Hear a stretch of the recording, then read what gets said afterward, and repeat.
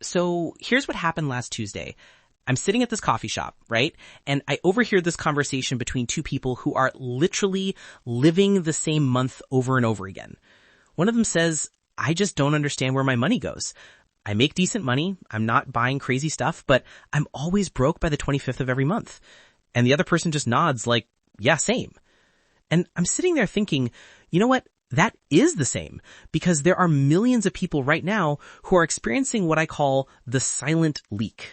You're not bleeding money on some massive, obvious expense. You're not buying a Tesla every month. You're just leaking it. $300 at a time. Sometimes more.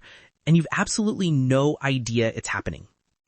My name's Tyler, and I spend way too much time thinking about the invisible ways people sabotage their own financial progress. If you're someone who feels like you should be further ahead financially than you actually are, or you're making what feels like good money but somehow never have anything to show for it at the end of the month, make sure to hit that subscribe button and give this video a thumbs up if this helps you out. Because here's the thing, what I'm about to show you isn't some complicated financial theory. This is math. Cold, hard, uncomfortable math that most people are too scared to actually look at. Look, I'm going to start with a statistic that should honestly terrify you. According to a 2024 report from the Federal Reserve, 37% of Americans couldn't cover a $400 emergency expense with cash or savings. 37%. These aren't just people working minimum wage jobs. These are people making $50,000, $70,000, even $100,000 a year who are living paycheck to paycheck. And here's what most people don't realize. It's not because they're financially irresponsible in the traditional sense. They're not out here buying Lamborghinis. They're experiencing death by 1,000 cuts. Or more accurately, death by about 15 to 20 cuts every single month. Let me show you what I'm talking about. The average American has 3.7 subscription services. That's Netflix, Spotify, maybe a gym membership you haven't used since February, Amazon Prime, that meditation app you downloaded during a particularly stressful week 8 months ago. Let's be conservative and say that's $80 a month in subscriptions you're actively paying for. Now, you might be thinking, Tyler, $80 a month isn't breaking me. And you're right, it's not. But we're just getting started. Here's where it gets really interesting. There's this phenomenon that behavioral economists call the latte factor. And while I actually think the name is kind of stupid and oversimplifies the issue, the concept is legit. It's not really about lattes. It's about what I call friction-free spending. See, 30 years ago, if you wanted to buy something, you had to physically go to a store, pull out cash, or write a check and hand it over. There was friction in the transaction. Your brain registered it as a real exchange. But now you can buy something with your face, literally with your face. You hold your phone up, it recognizes your face, and boom, transaction complete. No pain, no friction, no psychological acknowledgement that you just exchanged your labor for a product. Let me walk you through what this actually looks like in real dollars. Let's say you grab coffee or breakfast on your way to work 3 times a week. That's about $7 each time, so roughly $84 a month. You order lunch at work instead of bringing it maybe twice a week because, look, you're busy and you forgot to meal prep. That's another $15 per meal times 8 times a month. That's $120. Dinner delivery once a week because you're tired and DoorDash is just there. $35 with tip and fees times 4 weeks, that's $140. That subscription stack we talked about, $80. Now, here's where nobody wants to admit. Impulse purchases. You're scrolling Instagram or TikTok, you see something, you click, you buy. According to a study by Slick Deals from 2023, the average American makes 12 impulse purchases per month, totaling about $314. But let's be conservative and say you're more disciplined than average. Let's say $150 a month. We're not even counting car payments, rent, insurance, utilities, the stuff you know about and budget for. We're just counting the leak, the silent stuff. Let's add it up. Coffee or breakfast, $84.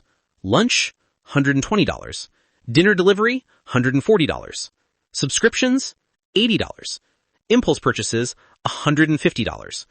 That's $574 per month. Per month.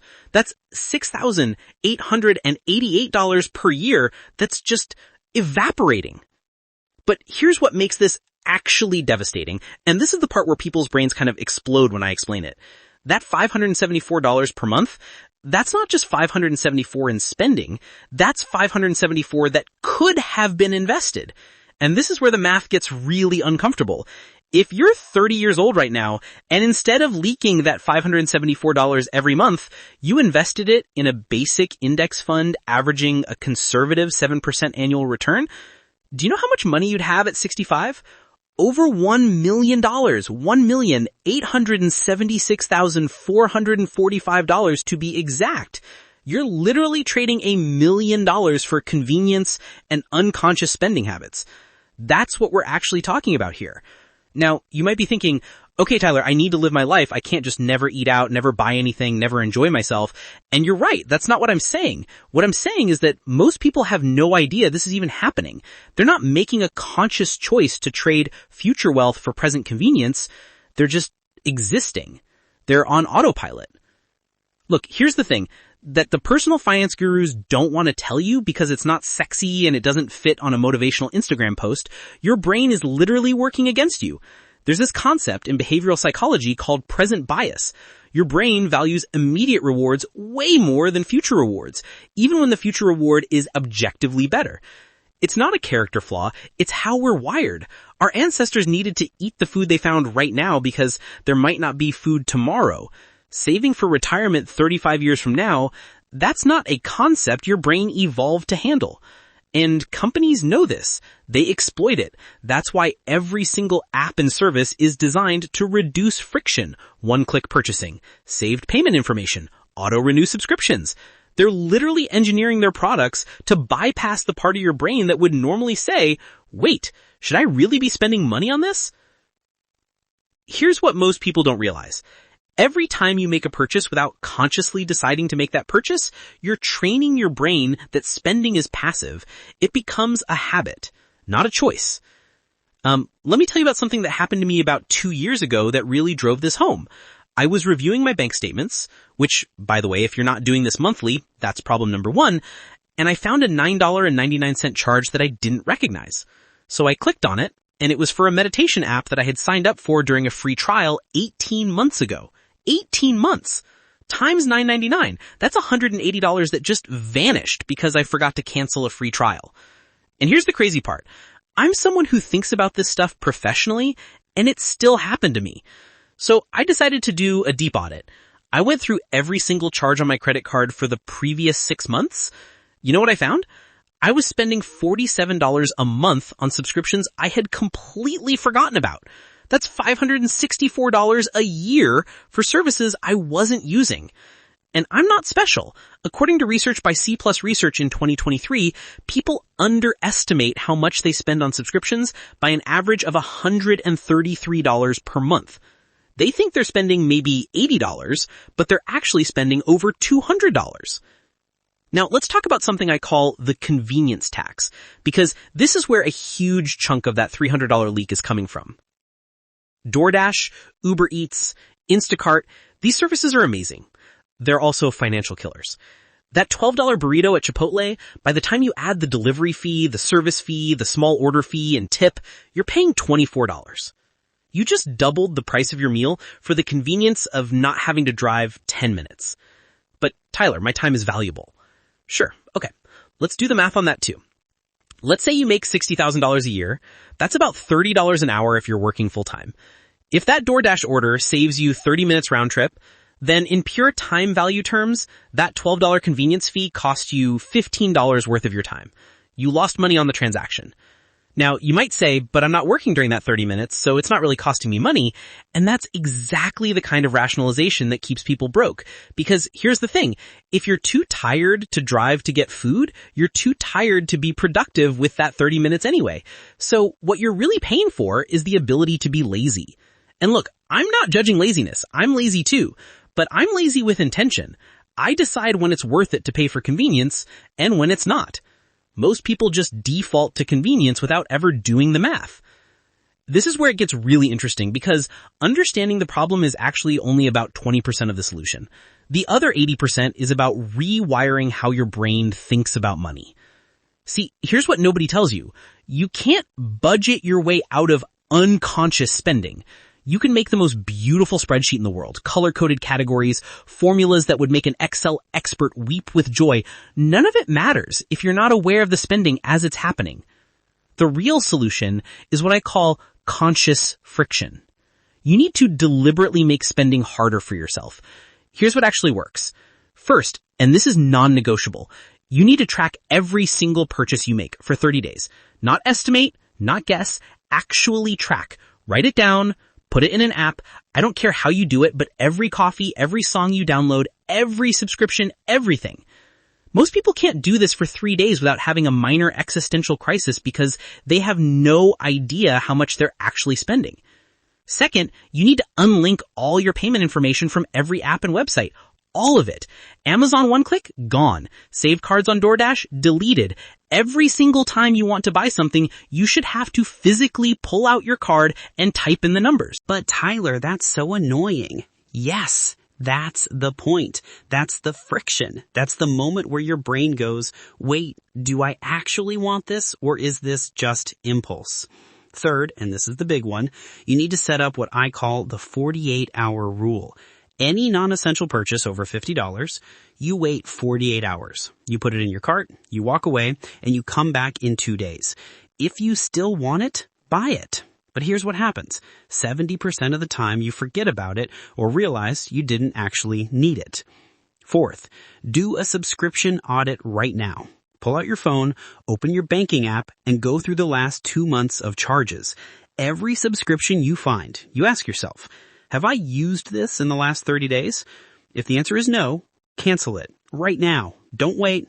Don't tell yourself you'll use it next month. Cancel it. But here's the thing. All of these tactical steps are useless if you don't make the fundamental psychological shift. You need to stop thinking about money as something you have right now and start thinking about money as stored life energy. Every dollar you spend is time you can never get back. You traded hours of your life for that money.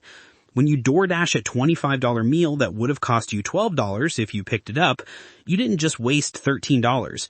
You wasted whatever fraction of your life it took to earn that $13 after taxes. If you make $25 an hour, that's about 45 minutes of your life. You just traded 45 minutes of your existence for the convenience of not driving 10 minutes. Does that math work? Sometimes, maybe it does, but most of the time, it absolutely doesn't. Look, here's what makes this all worth it. Let's go back to that $574 per month leak. Let's say you get conscious about your spending and you cut that in half.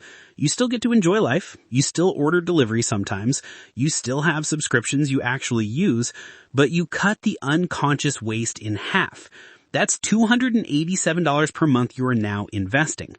Over 35 years at 7% return, that's still over $500,000. $543,822 to be exact. You can literally become a $500,000 by just being slightly more conscious about the small daily purchases that you're already forgetting about anyway. Now, I know what some of you are thinking. Tyler, I don't make enough money to invest. I'm living paycheck to paycheck. And I hear you. But here's the uncomfortable truth. According to data from the Bureau of Labor Statistics, households making $70,000 to $100,000 per year have roughly the same savings rate as households making $40,000 to $70,000 per year. You know what that means? Making more money doesn't automatically solve the problem, because lifestyle inflation is real. You get a raise and suddenly you deserve the nicer apartment, the better car, the premium subscriptions. Your expenses rise to meet your income and you're still broke, just with nicer stuff. The only way to break the cycle is to become aware of the leak and consciously decide to plug it. Here's my challenge to you. For the next 7 days, track every single purchase. I don't care if it's a pack of gum. Write it down. At the end of the week, add it up. I guarantee you will be shocked. Then take that number, multiply it by 4.33 to get your monthly total, multiply that by 12 to get your annual leak, and then go to any compound interest calculator online and see what that money could become over 30 years. That number you're looking at, that's the cost of financial unconsciousness. That's what it costs to go through life on autopilot. Look, I'm not telling you to never spend money. I'm not telling you to live like a monk and eat ramen for every meal. I'm telling you to be intentional, to be aware. to make choices instead of letting choices happen to you. Because here's the thing. You're going to spend the next 30 years either building wealth or wondering where your money went. And the difference between those two outcomes isn't how much you make. It's how conscious you are about where it's going. So go track your spending, find your leak, and plug it. Your future self, the one who's either financially secure or still living paycheck to paycheck, is being determined by what you do right now. If this video helped you out, make sure to hit that subscribe button and drop a comment below telling me what your biggest leak is. I read every single comment, and I'm genuinely curious what silent expenses are keeping people broke. All right, I'll see you in the next one.